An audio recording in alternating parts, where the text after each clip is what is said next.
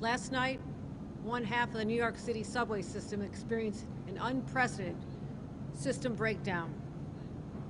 Approximately 8:25 p.m., Con Ed reported losing a feeder for a short period of time that resulted in a voltage dip across New York City. And about the same time, two power plants and generators went offline. It was a momentary outage that did go to the backup system. But when it tried to go back to normal, there was a surge, an unprecedented surge, that resulted in the subway losing signalization and communication ability. And it lost that between its command center and the trains throughout the system. The trains that were affected were the numbered lines 1 through 7, as well as the L train. 83 trains were affected, but what's most concerning was the 5 trains that had been stopped between stations. This ended up leading to evacuations in the tunnels. And 2 of those evacuations were orderly and directed by emergency personnel. In 2 other cases, we experienced what is known as self-evacuation, where riders decided to leave on their own. We never, ever want riders to do that. It is dangerous, and it caused a delay in the restoration of power. The tracks are dangerous, and the last train was replatformed. What we experienced was a lot of anxiety for the citizens of the city who happened to be on the trains. And on the 5 trains in particular that were between the stations, over 500 or 600 people, about 550 people were affected. Again, this is a scary situation, something we don't want New Yorkers to ever have to experience again. And again, I say this was unprecedented. The confluence of events that led to us has never happened before to our knowledge. So we did have a rolling restoration. It would have happened earlier, and this happened at 1:30 a.m. It could have happened around midnight, except we had to make sure, working closely with the FDNY, that because of the self-evacuation, that they had to go examine all the tracks and make sure that there were no people on them. That was a very dangerous situation. So that did delay the restoration of power. It could have been restored by midnight. But by 1:30, all trains were restored and the morning commute operations are going normally. But let me be very clear. Last night was unacceptable.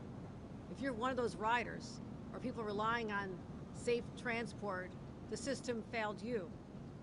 The MTA is the lifeblood of the city, and a disruption of this magnitude can be catastrophic. And thank God, when you think about the time that this happened, it was a time of low ridership. It was on a weekend night, late at night, and I can only imagine how devastating this would have been for thousands of New Yorkers had this occurred during a morning commute like this morning. So I'm immediately directing a review to find out the root cause of this service issues last night.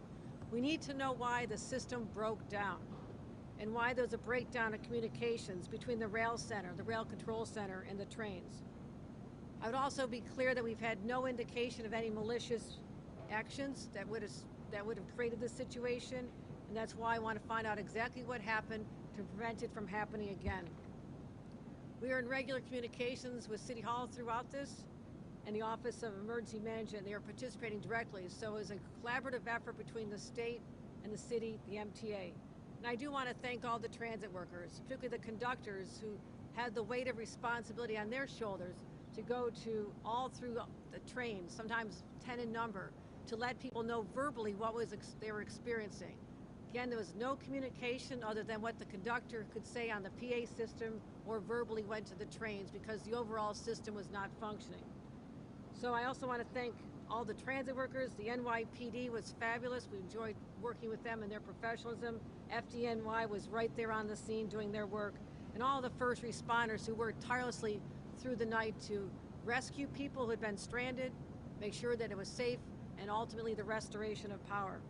So I want to commend the work of all these New Yorkers and the work that's going in every single day at the MTA to make sure that everything is working right. Again, this was triggered by an incident at 8:25 when Con Ed reported losing a feeder. And I want to thank you very much. And I want to thank the leadership of these individuals. They worked tirelessly through the night. I trust their professionalism and I trust their ability to get to the bottom of this and give me a full report once they've had an opportunity to examine the circumstances that led to this, once again, an unprecedented system breakdown in half of the New York City subway system. I'll be happy to take your questions.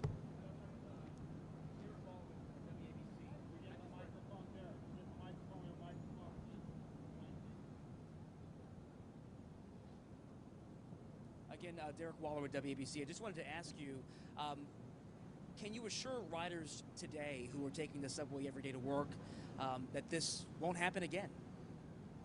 I'd like to be able to. We feel very confident that the system would not have been restored had we not been able to check all of our systems, make sure the communications and operations are now functioning. So we reopen them with the confidence that they will be working. But again, this was something that has not happened to our knowledge in the history of the MTA. This circumstance, again, it's kind of technical, but there was a voltage dip. And when they tried to get back on, the backup system worked, but all of a sudden there was an unprecedented surge at the time they were going back online, and it caused the signalization and communication shut down. But I do believe people should feel comfortable, safe, and secure going to work this morning, and we welcome them back. And anybody who's not been using the MTA, we encourage them to get back downtown and help us bring back the city. I did just want to ask, do you know how long some people had to wait? How many minutes or hours it might have been for people to get off the train? Yes, the system, we received notification at 8:25 of a signal challenge, problems with the communications. It was approximately 9:10 when it shut down. And service could have been fully restored approximately midnight, 11:45. So there was that time period then.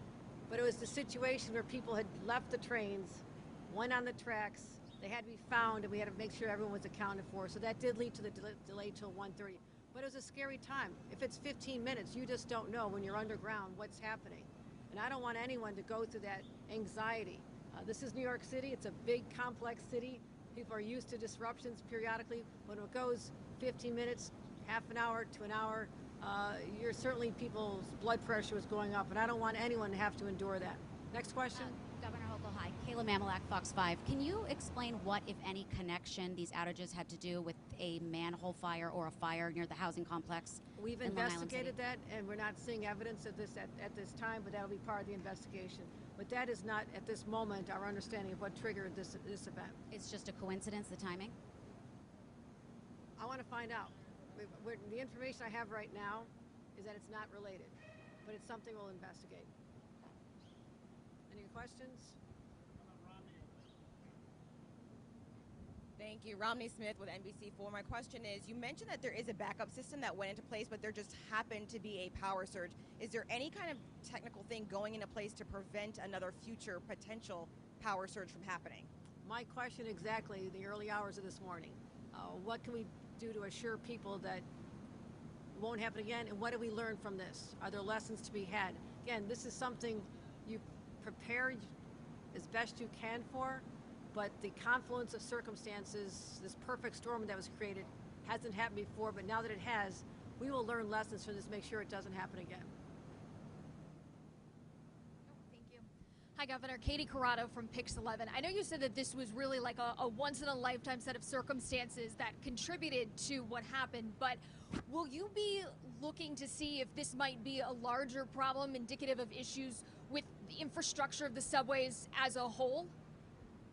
Well, we are doing that every single day. You know, we're dramatically improving our signalization. As you know, we had a pandemic pause because of the danger involved in continuing the work, but we're continuing to invest money. And thank God for President Joe Biden, who released tremendous amounts of money just this last January to the state of New York to make these improvements, to make these upgrades. So yes, and I don't know if Jana, if you want to add anything to that, but we are very aggressively going after the whole system in terms of making sure communications and signalization. This is an old system. I don't need to tell anyone this. It's been outdated. We've known for a long time it had to be done.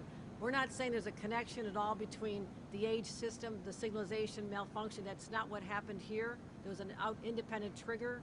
But yes, I'm very excited about working with this incredible team to get more done to improve the quality of the commute for all New Yorkers. All right, a question?